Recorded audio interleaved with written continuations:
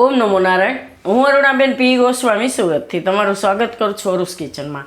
તો આજે આપણે બનાવશું મગની દાળ અને કોબીનું શાક। તો એના હારું આપણે અડધો કપ મગની દાળને 15 થી 20 મિનિટ પહેલાં પલાળી દેવાની। તો એકદમ આ રીતે સરસ પલળી જાય અને તમે ફોતરાવાળીએ લઈ શકો ને ફોતરા વગરની લઈ શકો, એમ કોઈ પણ દાળ હાલે મગની। આ રીતની એકદમ સરસ પલળીને સરસ થઈ ગઈ।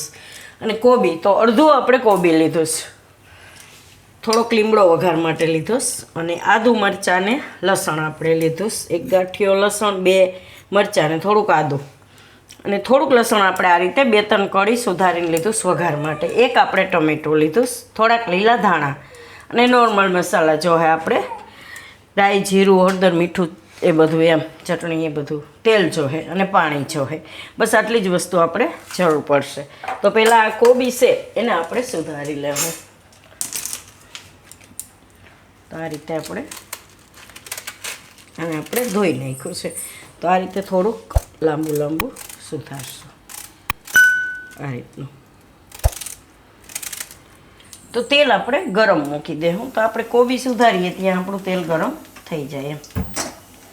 તો આમાં આપણે તેલ નાખીશું, કેમ કે કઢાઈ જાડી છે તો તેલને ગરમ થતાં થોડીક વાર લાગે, એટલે આપણે અડધા ચમચા જેટલું આપણે તેલ લીધું। તો તેલ ગરમ થાય ત્યાં સુધીમાં કોબી આપણે સુધારી લઈએ। તો કોબી આપણે સુધારી લીધું છે અને તેલ આપણું ગરમ થઈ ગયું છે। તો એમાં આપણે રાઈ નાખીશું થોડીક અને થોડુંક જીરું અને આપણે આખું લસણ કટકા કરી નાખ્યું।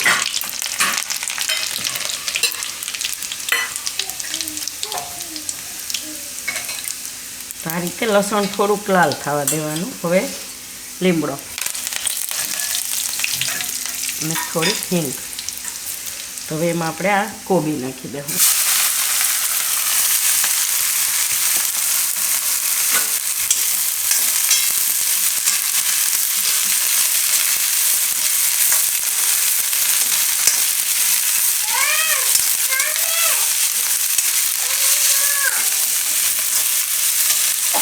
આમાં આપણે હવે હળદર નાખી દેવું, થોડુંક કાળું જીરું અને મીઠું સ્વાદ પ્રમાણે। તો દાળ આવશે એટલે મીઠું થોડું વધારે જોઈએ રીતે।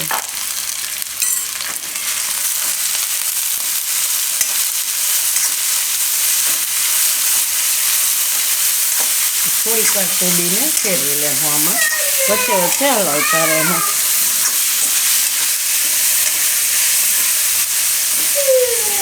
તો ત્યાં સુધીમાં આપણે આ દાળ છે એને ધોઈ નાખીશું ને એના ઉપરથી જે પાંદડા નીકળે આ છાલ એની એ થોડીક કાઢી નાખીશું। આ રીતે આપણે પલાળીએ એટલે ઉપર આ રીતે અલગ થઈ જ જાય છે। તો આને આ રીતે ધોઈને આપણે કાઢી નાખીશું છાલ એની।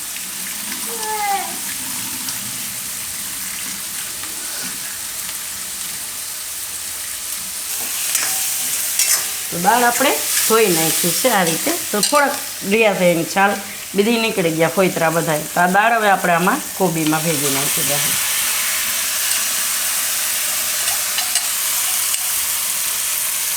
અને મિક્સ કરી લઈએ।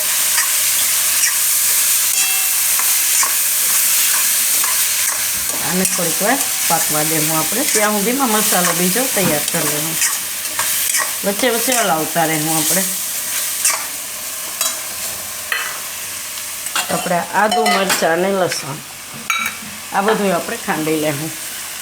ખાંડણીમાં લસણ નાખી દેવું અને મરચાં નાખી દેવું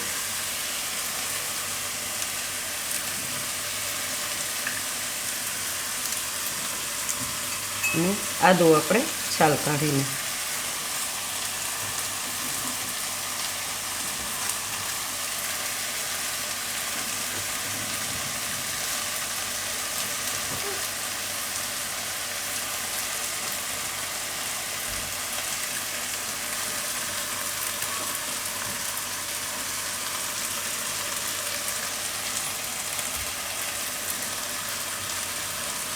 આમાં આપણે ભેગું લાલ મરચું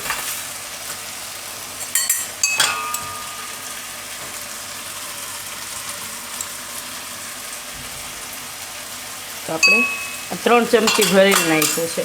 તો તમે તમારી હિસાબે તીખાશ પ્રમાણે નાખી શકો. મરચાં આપણે 2 જ લીધા છે એટલે થોડુંક લાલ મરચું વધારે લીધું છે. તો આને ખાંડી લઈશું. આને વચ્ચે વચ્ચે હલાવતા રહીએ.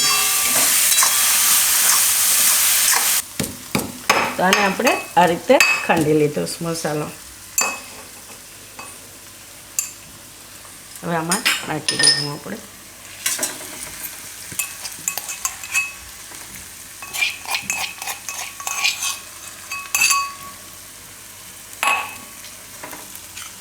આને મિક્સ કરી લેવું. આમાં થોડુંક આપણે પાણી ગરમ મૂકી દેવું. આમાં આપણે ગરમ પાણી નાખીશું એટલે દાળને પાકવામાં બહુ વાર ન લાગે. તો આ મસાલો આપણે મિક્સ થઈ જાય ત્યાં પાણી ગરમ થઈ જાય.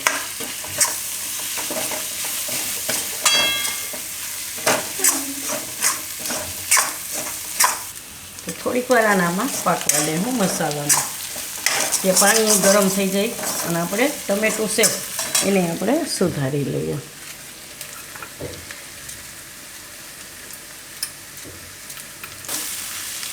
તો ટમેટું આપણે સુધારી લીધું તો આમાં નાખી દેવું ટમેટું.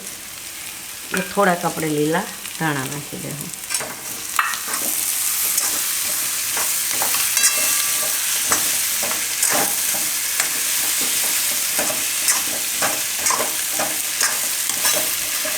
થોડીક વાર આમાં પાકવા દેવું ટમેટું નાખીને.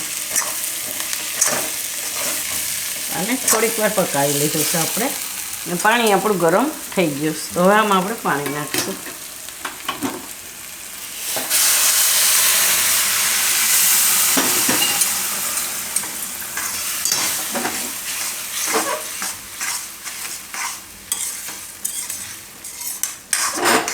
આ રીતે આપણે થોડુંક રસ વસ્તુ બનાવશું એને. અને હજી દાળમાં થોડુંક પાણી પાકવામાં જરૂર પડશે તો હજી થોડુંક નાખશું. તો આપણે આમાં 2 કપ જેટલું પાણી જરૂર પડે એમ. હવે આને પાકવા દે હું ઢાંકીને આપણે 3 થી 4 મિનિટ માટે આને ઢાંકી દે હું આપણે. આને આપણે હવે જોઈ લઈએ.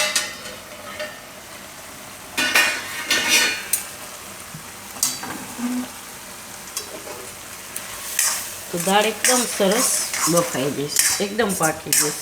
ને કોબી તો પાકી જ જાય, કોબીને કંઈ વાર નહીં લાગે. પણ દાળે તમે 4-5 મિનિટ આ રીતે પકાવશો ને પાણી નાખીને એટલે એકદમ સરસ પાકી જાય આ રીતનું એમ. જો તમારે વધારે રસો રાખવો હોય તો થોડુંક પાણી નાખી શકો, બાકી આ રીતનું ખાવામાં એકદમ સરસ લાગે છે. તો થોડાક ધાણા હજી નાખી દેવું. ગેસ બંધ કરી દે. હું તારે ભાત રહે એકદમ સરસ લાગે છે ખાવામાં. દહીં નાખીને ખાવ તોય દહીં ને ભાત નાખીને, અને રોટલી એ રહી સારું લાગે એમ. તો આને આપણે કાઢી લેવું. તો ઘણીવાર શું છે ખાલી દાળ ખાઈ ખાઈને આપણે કંટાળી જતા હોય તો એમ થાય કે કંઈક નાખીને અલગ રીતે બનાવીએ એમ.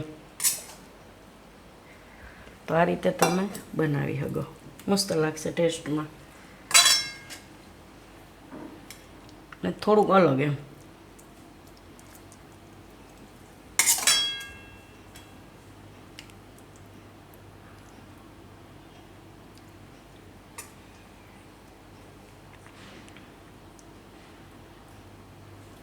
તો તૈયાર છે આપણું કોબી અને મગની દાળનું શાક.